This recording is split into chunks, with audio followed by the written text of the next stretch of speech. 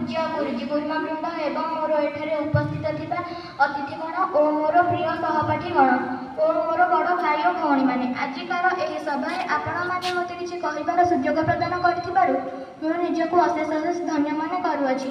वृक्ष हेउछि देवता सदृश, वृक्ष पूजित, वृक्ष ही आमको ज्ञान जोगाई थाए। पूर्वे प्राकृतिक पाठशाला गुड़िक वृक्षर तरुछाया तले होइथिला।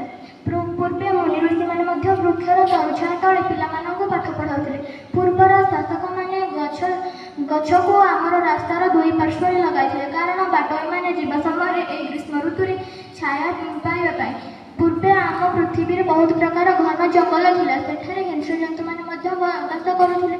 एबे आम लोक माने शिक्षित हेले, आस्ते आस्ते सब ज्ञान को पाइले एवं गछ काटी घर तैयारी कले, चाष जमी तैयारी कले, विभिन्न उपकरण तैयारी कले जहाद्वारा आमर एबे जंगल गुड़िकरू गछ गुड़िक सब काटी देउछंती।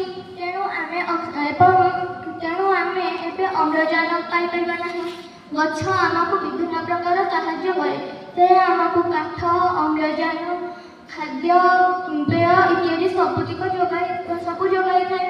तेणु गछर दान आम पाई अतुलनीय अटे। आमे गछ को जदि काटिदेबा तेबे आमे कौनसी प्रकार साहाय्य पाई परिबा नाही।